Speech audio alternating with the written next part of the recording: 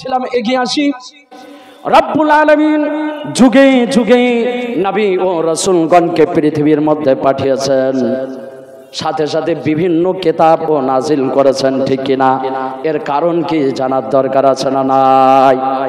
আল্লাহ রাব্বুল আলামিন যুগে যুগে বিভিন্ন নবী ও রাসূলকে পাঠিয়েছেন, সাথে সাথে আপনার বিভিন্ন রকম কিতাব নাজিল করেছেন। এর একটাই মাত্র উদ্দেশ্য হলো পৃথিবীর মধ্যে ইনসাফ ও ন্যায় নীতি প্রতিষ্ঠা করা, ঠিক না? ন্যায় নীতি প্রতিষ্ঠা করা। কোন নবী বা রাসূল পৃথিবীতে এসে তারা অশান্তি করেননি, বরং অশান্তির আগুনকে তারা নিভিয়ে দিয়েছেন, ঠিক না?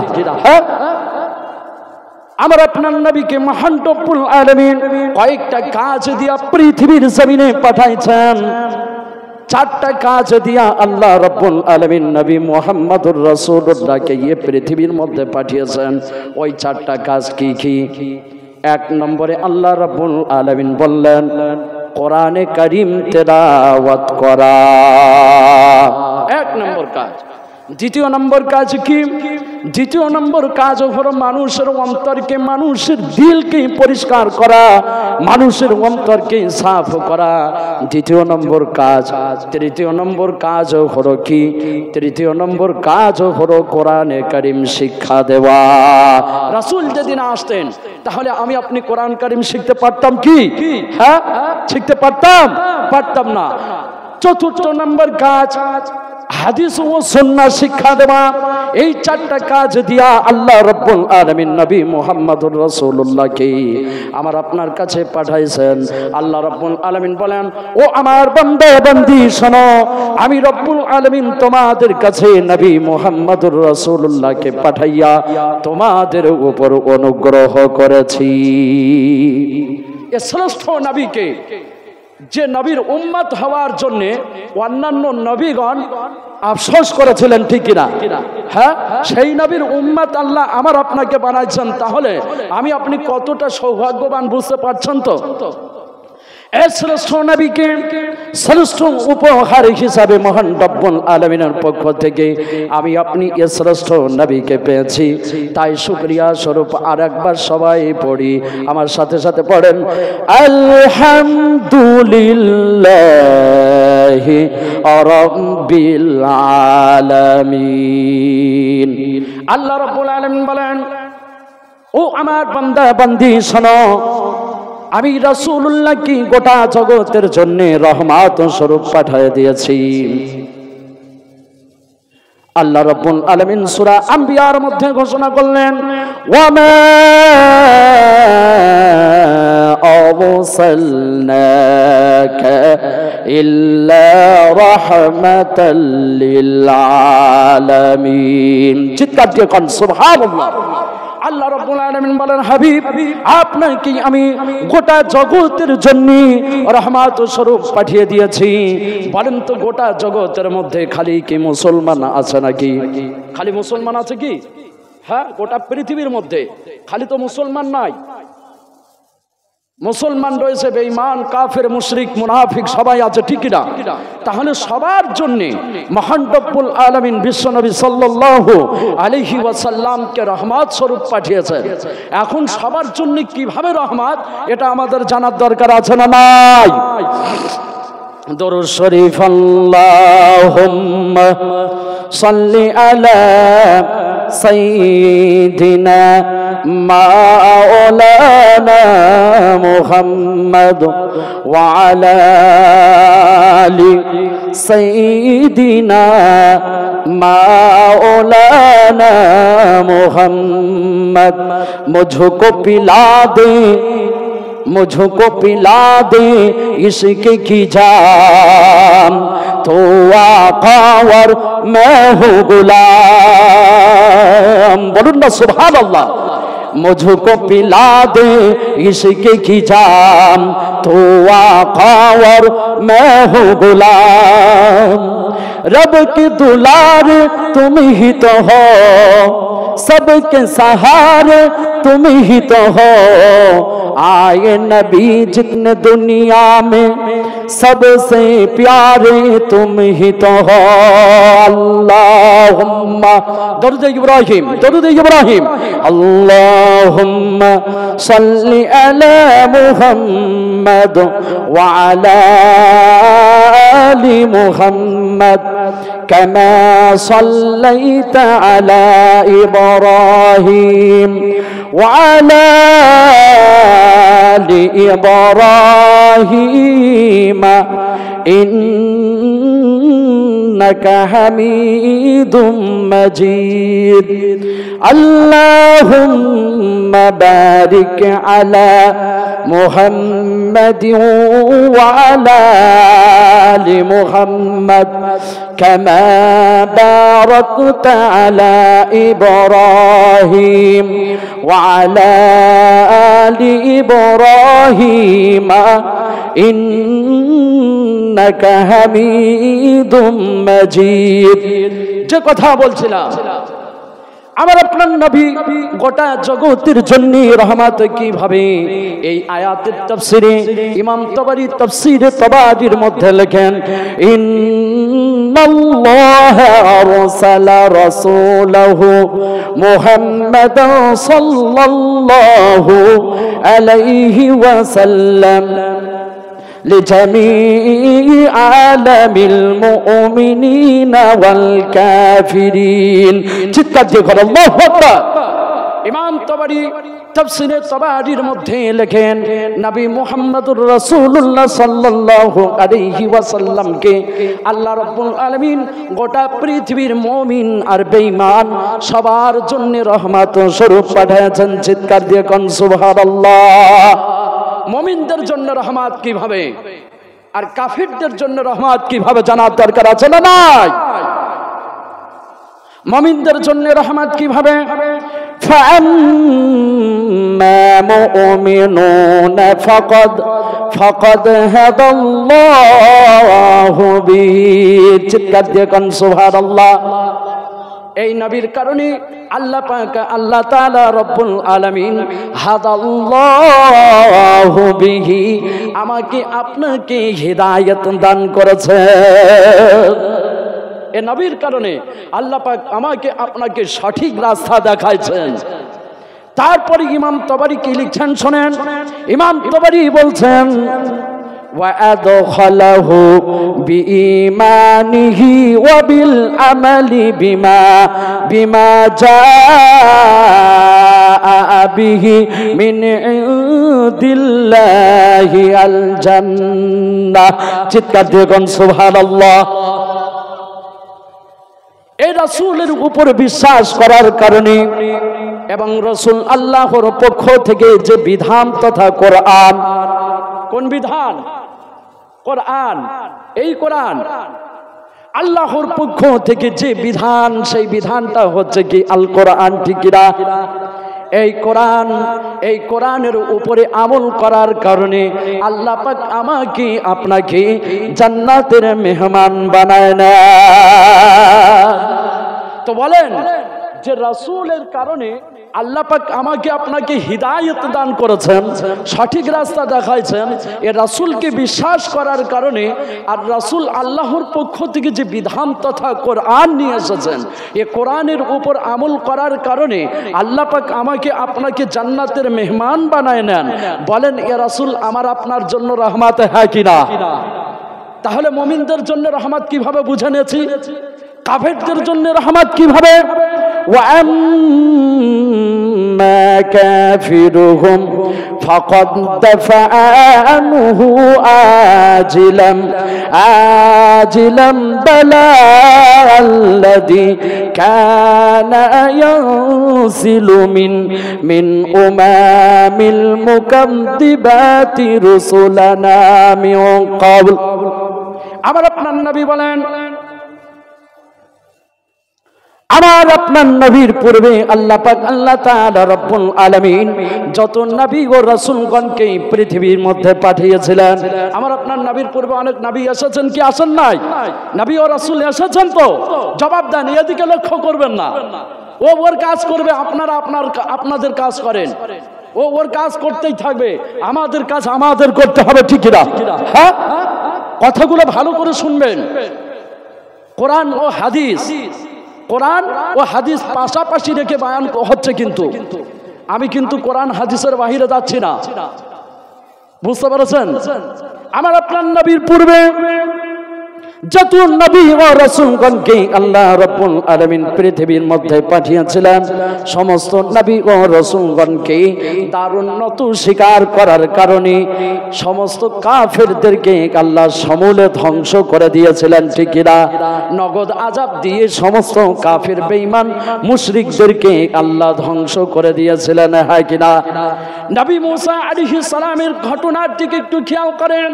নবী মূসা আলাইহিস সালামের উপর যারা অত্যাচার করেছিল তাদেরকে আল্লাহ রাব্বুল আলামিন কুলসুম নদীতে ডুবাইয়ে মারছে, ঠিক না? নবী নূহ আলাইহিস সালামের উপর যারা অত্যাচার করেছিল তাদেরকে মহান রব্বুল আলামিন মহাপ্লাবন দিয়ে, জলোচ্ছ্বাস দিয়ে তাদেরকে আল্লাহ নাস্তে নাবুদ করে দিয়েছিল, ঠিক কিনা? কিন্তু আমার আপনার নবী কাফিরদের জন্য ও রহমত, কাফিরদের জন্য রহমত হওয়ার কারণে আমার আপনার নবীর উম্মতের দাওয়াত, উম্মতের দুইটা ভাগ আছে। কয়টা ভাগ বললাম? উম্মতের দুইটা ভাগ। আমরা আমাদের নবীর উম্মত, হ্যাঁ কিনা? উম্মত। কাফিররাও আমাদের নবীর উম্মত। কি করে হয়? উম্মতের দুইটি ভাগ আছে, দুইটার নাম হচ্ছে, একটা হচ্ছে উম্মতে ইজাবা আর একটা হচ্ছে উম্মতে দাওয়াত। শব্দটা মনে হয় প্রথম শুনেছেন আপনারা, এর পূর্বে অনেকবার জলসা শুনেছেন, কিন্তু এ শব্দ কোনো জায়গায় এখনো পাননি। একটা হচ্ছে উম্মতে ইজাবা তথা মুসলমান যারা ইসলাম ধর্মকে কবুল করে নিয়েছেন, এদেরকে বলা হয় উম্মতে ইজাবা।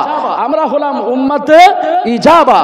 আর উম্মতে দাওয়াত তথা কাফির বেঈমান মুশরিক মুনাফিক যারা ইসলামকে গ্রহণ করেন নাই। তো আমার আপনার নবীকে কাফিররা অত্যাচার করেছিল, কি করেন নাই? করেছেন তো। রাসূলুল্লাহ নামাজ পড়ছেন, উটের নাড়ি ভুঁড়ি নিয়ে রসুলের গায়ে চাপিয়ে দিয়েছেন, শুনেছেন তো না শোনেন নাই? তো এটা কি আপনারা শুনেছেন যে আমার আপনার নবীকে কষ্ট দেওয়ার কারণে আল্লাহ কাফিরদেরকে নগদ আযাব দিয়ে ধ্বংস করে দিয়েছে? এটা শুনেছেন? শোনেন নাই? কেন? কেন কাফিরদেরকে আল্লাহ নগদ সাজা দেয় নাই? কেন নগদ আযাব দেন নাই? জানার দরকার আছে না নাই? আমার আপনার নবী কাফিরদের জন্য রহমত হওয়ার কারণে কাফিরদেরকে আল্লাহ রাব্বুল আলামিন নগদ আযাব দিয়া ধ্বংস করেন নাই। বুঝতে পারছেন না বিষয়টা? হ্যাঁ, তাহলে যে নবী মুসলমান কাফির উভয়ের জন্য রহমত, দয়ার কান্ডার, এ রাসূলকে ভালোবাসার দরকার আছে না নাই? কাকে ভালোবাসবো? কেন ভালোবাসবো? ভালো তো আমরা বাসি কি বাসি না? যুবক ছেলেরা যুবতী মেয়েদের পিছনে ঘুরে বেড়াচ্ছে, যুবতী মেয়েরা যুবক ছেলেদের পিছনে ঘুরে বেড়াচ্ছে, ভালোবাসায় রাত দিন ঘুম হচ্ছে না, আর ডাক্তারের কাছে পয়সা খালি গুনে গুনে দিয়ে আসছে। মা বলে আমার কচির শরীর সুস্থ নাই, ওদিকে আব্বু বলে আমার মেয়ের শরীর সুস্থ নাই। কারণ কি? খবর নিয়ে দেখেন সারা রাত ওদের ঘুম নাই, ঠিক না? এ বায়ান আমি গত বছর করেছিলাম। এখানে গত বছর যে বায়ান করে গিয়েছিলাম আম্মা ইয়াতাসাআলুন সূরা আন-নাবা থেকে, সূরা আন-নাবার খালি তাফসীর করেছিলাম। এবছর সূরা ইখলাস থেকে শুরু করে আপনার হাদিস কোরআন পাশাপাশি বায়ান হবে। কাকে ভালোবাসবো, কেন ভালোবাসবো জানার দরকার আছে না নাই? তাহলে আমরা কিছু জিনিস শিখে নেব ইনশাল্লাহ। আর আমি আপনাদের শেখানোর জন্য এসেছি। আপনারা এত টাকা খরচ করে জালসা দিয়েছেন কিসের জন্য? মেলার জন্য না, শেখার জন্যে। শেখার জন্য, সাথে সাথে আমল করার জন্য। এই উদ্দেশ্য তো নাকি না অন্য কোনো উদ্দেশ্যে? অন্য কোনো যদি উদ্দেশ্য থাকে বাপ, এই গায়ের ঘাম, মাথার ঘাম পায়ে ফেলা টাকা নিয়ে গিয়ে মাহফিল তৈরি করে জলসা দিয়ে কোনো লাভ হবে না। বুঝাচ্ছে আমার কথা? রাসূলুল্লাহ কাফিরদের জন্য রহমত ছিলেন, মুমিনদের জন্য ও রহমত। তো যে নবী কাফির ও বেঈমান মুশরিক ইমানদারদের জন্য রহমত, সে রাসূলকে ভালোবাসার দরকার আছে না নাই? রাসূলুল্লাহ কাফিরদের জন্য রহমত কিভাবে কবির ভাষায় বলছেন শোনেন। একই দিন এক বুড়ি মক্কা শহরে পুটলি নিয়া পালায় নবীজির ডরে। ও আসছিলেন মোর দয়ার রাসূল সেই পথটি ধরে, একদিন এক বুড়ি মক্কা শহরে পুটলি নিয়া পালায় নবীজির ডরে। ডেকে বল নূর নবীজি ও গো বুড়ি শোনো না, ভারী পুটলি নিয়া তুমি কোথায় যাইবা বলো না, কার ভয়েতে যাচ্ছ তুমি এ মক্কা শহর ছেড়ে, একটু খানি বলো বুড়ি আমার হুজুরে। ও গো পুটলি তোমায় পৌঁছে দেব, ও গো পুটলি তোমায় পৌঁছে দেব, যাবে যত দূরে, একদিন এক বুড়ি মক্কা শহরে পুটলি নিয়া পালায় নবীজির ডরে। চিৎকার দিয়ে কোন সুবহানাল্লাহ। রাসূলুল্লাহ ছিলেন দয়ার কান্ডার, ঠিক না? দয়া যদি না হয়, রহমত যদি না হয়, তাহলে বুড়ি মাকে কেন জিজ্ঞাসা করবেন যে বুড়ি মা পুটলি নিয়ে কোথায় যাচ্ছেন? বলেন তোমার পুটলি আমি পৌঁছায় দেবো তোমার গন্তব্যস্থলে। বলেন তো, আপনাদের ভরতগড় বাজার থেকে একটা বয়স্ক লোক মাথায় পুটলি করে নিয়ে আসে, একটা যুবক ছেলে বাইকে আসে, আসার সময় দেখে বয়স্ক বাপ খুব কষ্ট করে যাচ্ছে। বলেন ওই যুবক ছেলেটা যদি আপনারে জিজ্ঞাসা করে যে বাপ কোথায় যাবে, বলো আপনার গন্তব্যস্থলে আমি আপনাকে পৌঁছে দেবো, নিঃসন্দেহে সন্তানটা খারাপ না ভালো? ভালো। তো আমার রাসূল রাহমাতুল লিল আলামিন ইনি যখন বুড়িমাকে জিজ্ঞাসা করলেন, বুড়িমা কি বলছেন শোনেন, খুব ঠান্ডা মাথায় বোঝার চেষ্টা করবেন।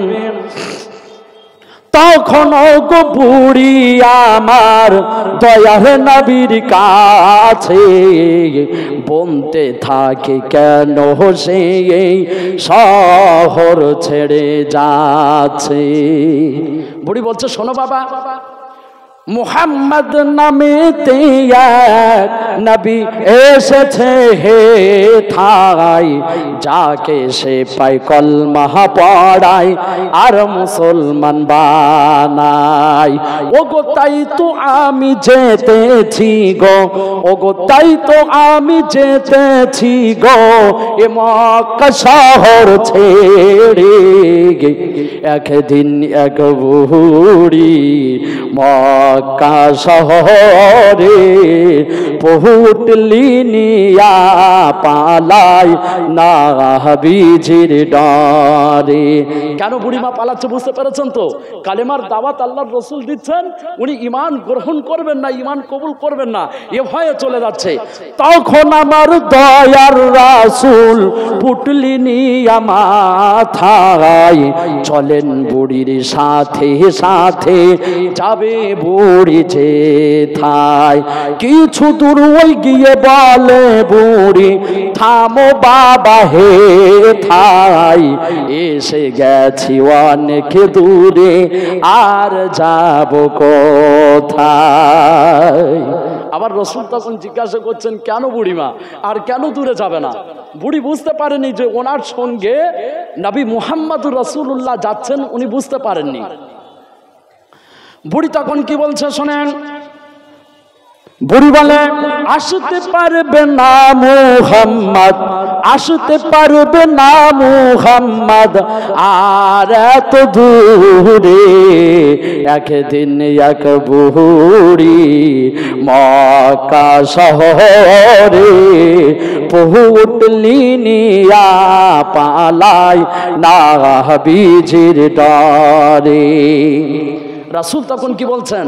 রাসূল পুটলি নামিয়ে বলে বুড়ি, ও বুড়ি মাতা, আপনি এখানে থাকেন, আমি এখন বাড়ির দিকে চলে যাই। বড়ি পুটলি নামানোর পর বলছে, বাবা তুমি এত ভালো।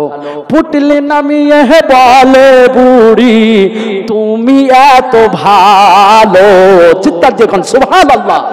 পুটলি নামিয়ে বলে, বুড়ি তুমি এত ভালো, আরো যদি বাবু তোমায় নামটা একটু বলো। তখন আবার রাসূল কি বলছেন শোনেন, রাখেন নিচে। রাসূলুল্লাহ বলছেন, যার ভয়েতে আসলে তুমি মক্কা শহর ছেড়ে, আমি সেই মুহাম্মদ এলাম পুটলি মাথায় করে। ও শোনার পর বুড়ি তখন, ও শোনার পর বুড়ি তখন মোর নবীর কালিমা পড়ে। একদিন এক বুড়ি মক্কা শহরে পুটলি নিয়া পালায় নবীজির ডরে। আল্লাহুম্মা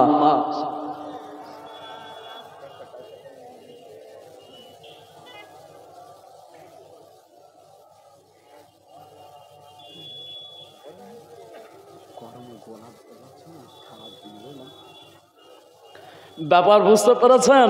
তাহলে রাসূলুল্লাহ রহমত হ্যাঁ কিনা? কাফেরদের জন্য রহমত, মুমিনদের জন্য রহমত। যে রাসূল মুমিন বেঈমান উভয়ের জন্য রহমত, এই রাসূলকে ভালোবাসার দরকার আছে না নাই? এর আগে আমি বলেছি কাকে ভালোবাসবো, কেন ভালোবাসবো। তাহলে ভালোবাসবো কাকে? রাসূলুল্লাহকে, ঠিক না? কেন ভালোবাসবো, কেন ভালোবাসবো? এর এক নম্বর দৃষ্টান্ত কেন রাসূলুল্লাহকে ভালোবাসবো, আমি কয়েকটি দৃষ্টান্ত আপনাদের কাছে রাখবো হাদিস থেকে। আল্লাহ রাসূল একদিন সূরা ইব্রাহিমের একটা আয়াত স্মরণ করলেন। নবী ইব্রাহিম আলাইহিস সালাম কান্না করে। কি কান্না করে? নবী ইব্রাহিম আলাইহিস সালাম কান্না করে আর বলে যে কথাটা আল্লাহ সূরা ইব্রাহিমের মধ্যে উল্লেখ করেছেন। আল্লাহ রাব্বুল আলামিন বলেন, নবী ইব্রাহিম আলাইহিস সালামের কথাকে পবিত্র কোরআনুল মাজিদের মধ্যে আল্লাহ রাব্বুল আলামিন ঘোষণা করলেন, ওয়া ইয ক্বালা ইব্রাহিম রাব্বি জাআল হাযাল বালাদা আমিনা, هذا البلد آمنا واجنبني وبني أن نعبد الأصنام ربي إنهن أضللن كثيرا من الناس فما تبعني فإنه مني ومن عصاني فإنك غفور رحيم। নবী ইব্রাহিম আলাইহিস সালাম কান্না করে আর বলে, আল্লাহ ওয়া ইয ক্বালা ইব্রাহিম রাব্বি জাআল হাযাল বালাদা আমিনা। বালাদুন শব্দের শাব্দিক অর্থ হলো শহর। কি বললাম? বালাদুন শব্দের শাব্দিক অর্থ কি বললাম? শহর। নবী ইব্রাহিম আলাইহিস সালাম বলছেন, আল্লাহ আমি যে শহরটায় বসবাস করি আপনি এই শহরটাকে শান্তিময়, বরকতময়, শান্তিপূর্ণ বানায়ে দেন। আচ্ছা বলেন তো, আমরা এখানে যত লোক বাস করি বা আমরা যে যেখানে বাস করি, কোনোদিন দোয়া করেছি যে আল্লাহ আপনি আমার গ্রামটা শান্তিময়, শান্তিপূর্ণ বানায়ে দেন? কে দোয়া করেছেন বলেন তো? আরো আমরা কি করি, অনেকজন আছে, আমি ওদের নাম নিচ্ছি না, তুই আমার দলের লোক না, তোর এই গ্রামে থাকতে দেবো না, ঠিকিরা আছে না নাই? এ কাজটা খবরদার করবেন না কেউ। কয় দিনের দুনিয়ায় এসছেন বলেন তো? খুব জোর 60-70 বছর নাকি 100 বছর, 150 বছর? কতদিন গায়ের রক্তের তেজ আর কতদিন দেখাইবা? মরণের পরে সব ধারা পড়তে হবে। মনে করো না যে আমি একজনের ঘর থেকে তাড়িয়ে দিয়েছি, আমি সুখে শান্তি থাকবো। ও বেটা, তুই হয়তো এই দুনিয়াতে দুদিনের জন্য সুখে থাকবি, কিন্তু কবরে ঢোকার পর তোর খেলা শুরু হবে। সেদিন বুঝে আসবে যে আমি কেন ওই দুদিনের দুনিয়ার জন্যে আমার ছোট্ট ভাইকে দেশ থেকে বিতাড়িত করেছিলাম। নবী ইব্রাহিম আলাইহিস সালাম বলেন, আল্লাহ আপনি এই মক্কা শহরটাকে, আমি যে শহরে থাকি এই শহরটাকে আপনি শান্তিময় শান্তিপূর্ণ বানায় দেন, তাহলে আমরা যে যে গ্রামে বাস করি সবাই সবাই গ্রামের জন্য দোয়া করব তো না করব না? বলেন করব তো ইনশাআল্লাহ। কি দোয়া করব? আল্লাহ